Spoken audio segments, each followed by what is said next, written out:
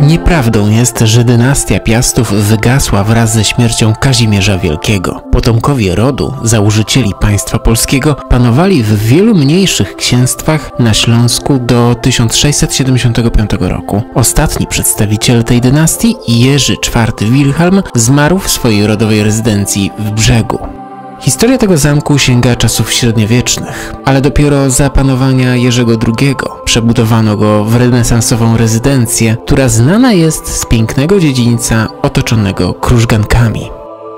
Do wnętrza zaprasza oryginalnie zdobiona brama, na której umieszczono popiersia władców z dynastii Piastów, a także naturalnej wielkości posągi ówczesnych właścicieli zamku. W 1741 roku zamek został poważnie uszkodzony. Odbudowywany od lat 20. XX wieku przez przeszło 60 lat. Jest dziś siedzibą Muzeum Piastów Śląskich. Zapraszamy do środka. Jest tam wiele ciekawych rzeczy do zobaczenia. Kazimierz Wielki, to zawsze powtarzamy zwiedzającym, był ostatnim królem piastowskim, ale absolutnie nie był ostatnim Piastem. Jeszcze ponad 300 lat Piastowie mieszkali tutaj na Śląsku. Dopiero w 1675 roku zmarł ostatni prawowity przedstawiciel tej naszej pierwszej polskiej królewskiej książęcej dynastii.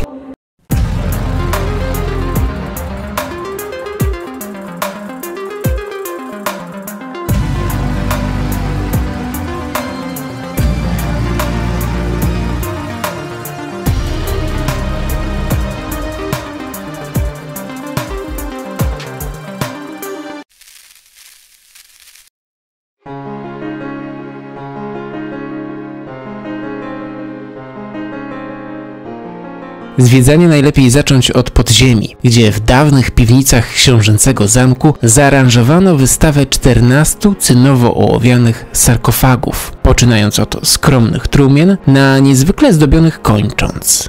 W piwnicach jest wystawa poświęcona pamięci piastowskich książąt Śląska.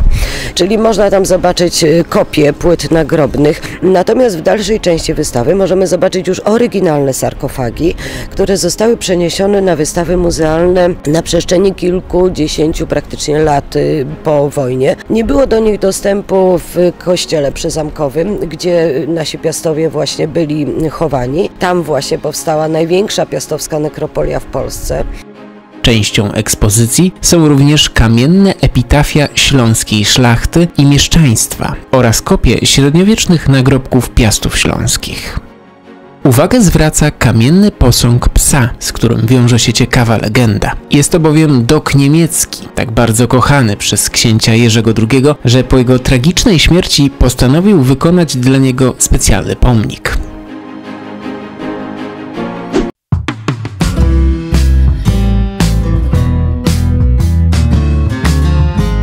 Wracamy na parter zamku, gdzie w kilku amfiladowych salach zobaczymy zabytki związane z właścicielami zamku, w tym książęcy rapier paradny wykonany ze stali Toledo, a także idealnie zachowany drewniany łuk z połowy XIV wieku. Do renesansowych sal prowadzą kamienne portale. Zobaczymy w nich zachowane, oryginalne zdobienia sufitu. Warto zwrócić uwagę na naprawdę przepiękną makietę naszego miasta. Jest to brzeg z przełomu XVII i XVIII wieku. Warto ją zobaczyć, bo jest chyba jedną ciągle z najpiękniejszych, jedną na pewno z najstarszych, jedną z największych makiet miast, jakie prezentują w tej chwili polskie muzea. Warto zajrzeć też do gabinetu księcia, gdzie na ścianie w 1584 roku namalowano drzewo genealogiczne Jerzego II, jego żony Barbary oraz ich dzieci i wnuków. Był to wówczas popularny sposób informowania o statusie społecznym. Na piętrze, w pięknej, zaaranżowanej sali witają nas monumentalne dzieła Jana Styki. On, podobnie jak grafiki Rodgera, w swoim czasie był obecny w każdym polskim domu.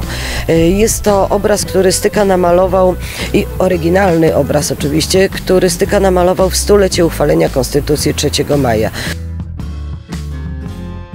Wystawy w tej części zamku prezentują m.in. rzeźby, portrety, pieczęcie i dokumenty oraz imponująca kolekcja monet i medali z czasów Piastów Śląskich.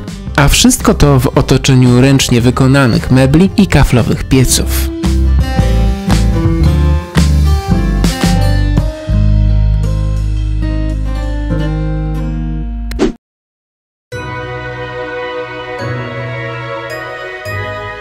Na zamku znajduje się bogata wystawa sztuki sakralnej Śląska. Jest to jedyny poza Wrocławiem tak obszerny zbiór, będący głównie depozytem Wrocławskiego Muzeum Narodowego.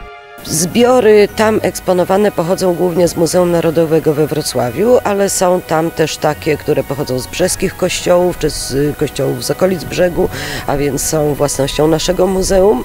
No i generalnie to, co możemy tam zobaczyć, to są różnego typu rzeźby, obrazy, epitafia, właśnie najbardziej charakterystyczne dla sztuki śląskiej w tym okresie czasu, od XV do XVIII wieku.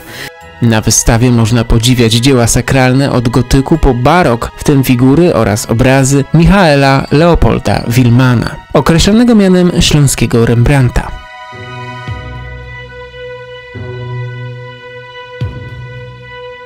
Po zakończeniu zwiedzania tej części ekspozycji wychodzimy na krużganek, z którego możemy napawać się pięknem renesansowego dziedzińca oraz bogato zdobionymi dekoracjami rzeźbiarskimi elewacji. Razem z budynkiem bramnym stanowią one jedne z najwspanialszych dzieł śląskiej architektury renesansowej.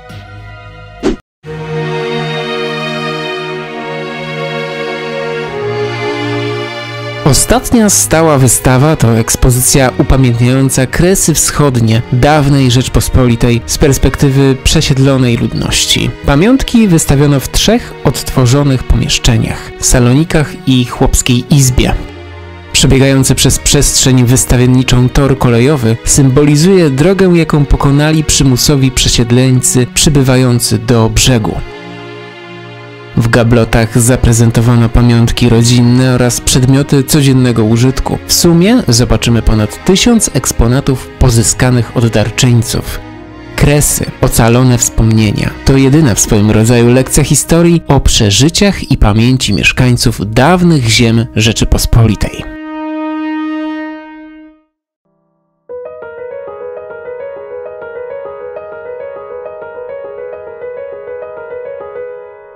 Organizujemy sporo warsztatów i lekcji muzealnych, więc zachęcamy uczniów z nauczycielami, żeby często nas odwiedzali. Zapraszamy serdecznie, proszę naszą ofertę, uważam, że bogatą i całkiem udaną, sprawdzić na naszej stronie internetowej www.zamek.brzeg.pl.